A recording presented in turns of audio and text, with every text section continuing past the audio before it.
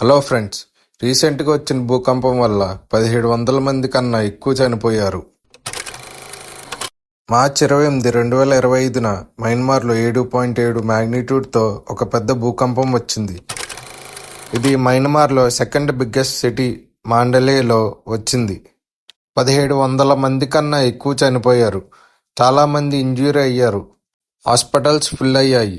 Roads, bridges damage అయ్యాయి. Rescue team day and night పనిచేస్తున్నారు.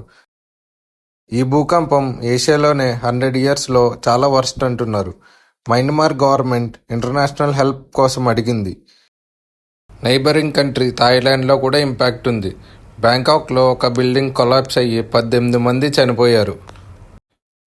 మయన్మార్లో military junta and people's defence force రెండూ కలిసి help చేస్తున్నాయి. హాస్పిటల్స్కి మెడిసిన్స్, ఫుడ్, వాటర్ సప్లై చాలా కష్టంగా ఉంది, బట్ ఎఫర్ట్స్ కంటిన్యూ చేస్తున్నారు.